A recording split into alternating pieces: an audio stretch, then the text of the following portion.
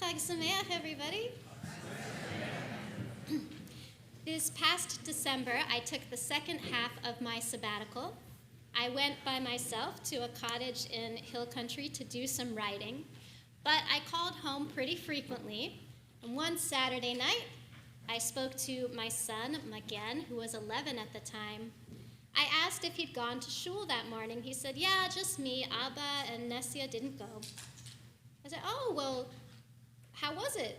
He said, it was pretty good, but I was a little disappointed. My friends weren't there today. I said, okay, did you stay for lunch? He said, of course. I said, well, who did you sit with? He said, I sat with Arnie.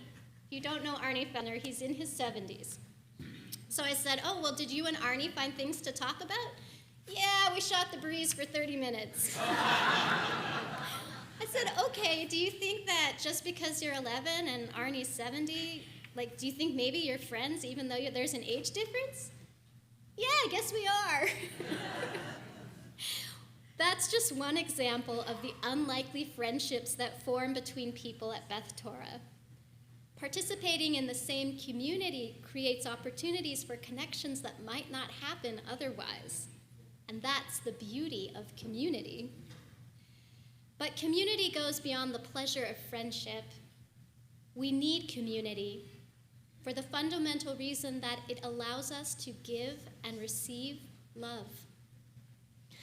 At times, the world's problems feel overwhelming to me. Climate change, poverty, refugees, the threatening voices of nationalists around the globe, and the after effects of the pandemic on our economies and our psyches. The pandemic pulled on the already fraying threads of communities in decline, from PTAs to bowling leagues to religious services to block parties. People's investment in communal activities has been dropping over the last decades, and the pandemic only served to make many of us feel more isolated and more despondent. How will participating in community help us? Number one, it supplies us with new ideas and inspiration. Number two, it fosters communication skills, which cannot be underestimated. Number three, it provides a support network. And number four, it gives us a sense of purpose. While participating in a national night out block party might not instantly make us the best of friends, communal gatherings are the building blocks of building a community. They're opportunities to find common ground and relate to one another. So today I'd like to make a case for the revival of community by examining Judaism's wisdom on the subject. I'm going to read you a Mishnah from Pirkei Avot. It's long, it's convoluted, but don't worry, I'll walk you through it. Here we go. He used to say, do God's will as though it were your will, so that God will do your will as though it were God's. Set aside your will in the face of God's will, so that God may set aside the will of others for the sake of your will. Hillel said, do not separate yourself from the community. Do not trust in yourself until the day of your death. Do not judge your fellow human until you have reached that place. Do not say something that cannot be understood, trusting that in the end it will be understood. Say not, when I shall have leisure, I shall study. Perhaps you will not have leisure. Now, this seems like four separate ideas in one overstuffed Mishnah, but they really are related because they're all about community. Number one, it says to acquiesce to God's will. Then it says don't separate yourself from the community and depend solely on yourself. Then it instructs us to strengthen our communication skills. And finally, it tells us we must study Torah. So here we go. First up, I will address the idea of yielding to God's will. Now, I define following God's will as aligning the way I live my life to always trying to do the right thing. But I know some of us get the heebie-jeebies when we hear the word acquiesce to God's will. So this might be either because we're not sure there is a God, or because there are passages in the Bible that imply a God who might not be worthy of our loyalty. So I offer those of you with that reaction an interpretation of these words that might work better for you. There are larger and bigger forces, bigger needs in the universe than that of a single person, family, clan, or species. And when we honor this bigger need, good things happen. Perhaps that's another way to define aligning with God's will. So whether you do God's will or you act for the good of the majority, the result is the same. Being in community fulfills the first of the 4 reasons I gave us. It lends a sense of purpose, that we're answering to a higher call and are part of something important. The first time I really felt I was part of a community was when I went to study at yeshiva in Israel. The very first Shabbat there, I was invited to a fellow student's home. She was a stranger to me. I was surprised, but pleased. She also invited me to come early and help prepare the meal for the other 20 people that she had invited. And as we worked, we talked. I asked Sharon, doesn't this take a lot of time, effort, and money? She said yes, but that the commandment to honor the Sabbath and welcome guests was very important to her, and that it always gave her the strength and discipline to go through the trouble of making a Sabbath meal for others. And especially at the start of our year in Jerusalem, when so many of us were alone in a foreign country, she brought us together because she was answering to something more important than herself.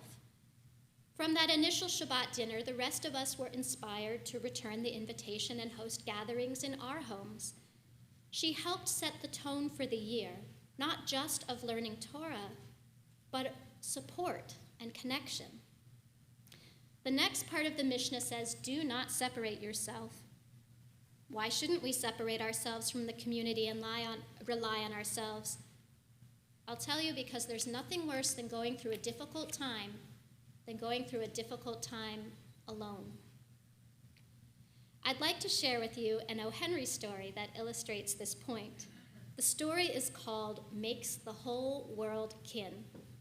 A burglar accidentally awakens the owner of the house he's burgling.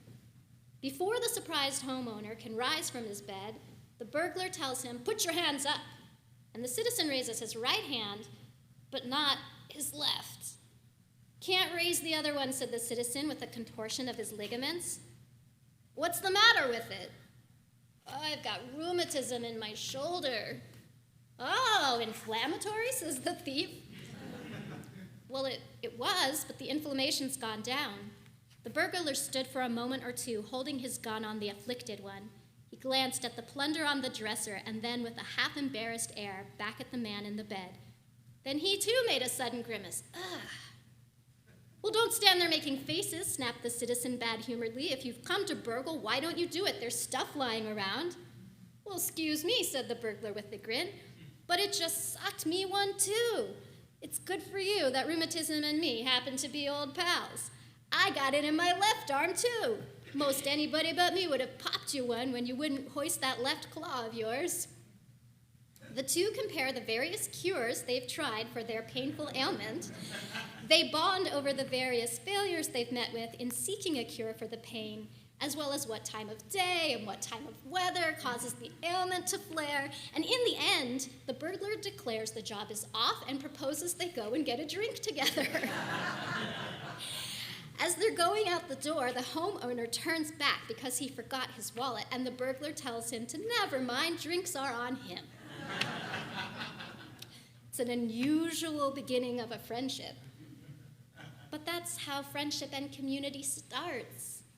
You find something in common, you bond over it, you support each other, you open yourself up to make further connections. You share your lives with the community. Don't separate from it. The next part of the Mishnah says, do not say something that cannot be understood, trusting that in the end it will be understood. Communication skills. The first time I did a chaplaincy internship, most of my colleagues were Christian. And at the first meeting, I felt so uncomfortable because they would use language that I couldn't understand. They would say discernment and grace, and everyone would nod, and I would say, finally, at meeting 3, I said, I have no idea what you're talking about. So they slowed down, and they explained when they used theological terms. I learned from them that summer. I came to understand new ideas and apply new concepts to my work as a chaplain. And they learned from me, too, about what it means to be commanded, about what it means to be in a covenant, and that I was not very much interested in the afterlife. But first, we had to establish a common language. And from these communications, we all improved our ability to minister to the sick and the suffering. And these new concepts infused our own spiritual lives too. The last part of the Mishnah says to study Torah. And this relates to community because the paradigm in Judaism is never to study Torah by yourself. You always study in chavruta, in partnership, whether it's the early scholars like Hillel and Shammai who disagreed about almost everything and pushed each other to see the text in new ways, through to modern times, Jews learn sacred text in community. The text comes alive this way. We read the same words, but with different eyes and different experiences. We bring ourselves to the text, and through this we get new ideas and new inspiration. I have formed a circle of friends here in Richardson. It just so happens that a lot of the clergy in the city are women. And so there's a group of us now that get together on a regular basis. One of them is a Presbyterian minister. In general, the Presbyterian Church has an anti-Jewish stance when it comes to the Israeli-Palestinian conflict. Now, I've been friends with this minister several years, and we've touched on Israel once in a while, but we quickly back off. Recently, she consulted me about a speaker scheduled to come to their church. This man is a Jew who takes a position that I would consider to be extreme, which is that the Jews are totally in the wrong and should give Israel to the Palestinians. She wanted to know what I thought about this. My response was this speaker represents one angle on the conflict, and that my advice was to bring in several speakers so that the people in her church would get an understanding of the complexity of the conflict and the issues at stake. And she responded that she wasn't certain she would do that, but she also requested the names of some speakers to present other points of view.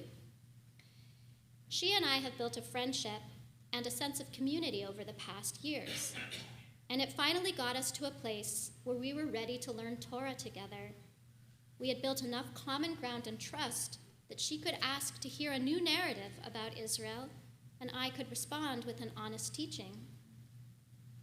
So how does this apply to me and to us at Beth Torah? I'll tell you one more thing about Arnie and Megan.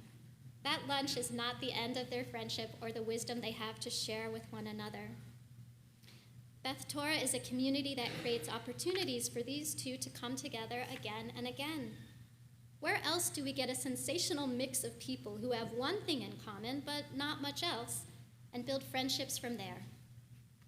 Today is a day when some ancient code embedded in our spiritual DNA calls the least connected of us, as well as the most connected, back to the synagogue.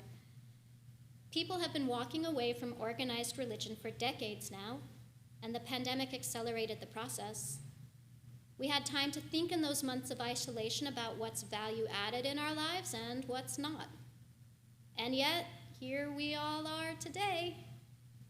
Why? We've gathered with people that have the potential to support us and help us find common purpose, who can help us build our communication skills with and learn from one another. Maybe Beth Torah hasn't been the perfect community for you, but it could be if we want it to be. This is a place where people can connect and get involved and make a difference and feel loved. If you're lonely or despairing over the state of the world, this is a place where we help each other. If you've never been involved, consider doing so. If you haven't been involved for a while, consider becoming active again. If you're very involved, please continue doing exactly what you're doing. We need each other. May we be blessed to prioritize community this year. May we muster the energy and the patience to invest in spending time with others who we may or may not like initially. They may be strangers or acquaintances at the moment, but people who have the potential to change our lives and the future of the world for the better. Shana Tova.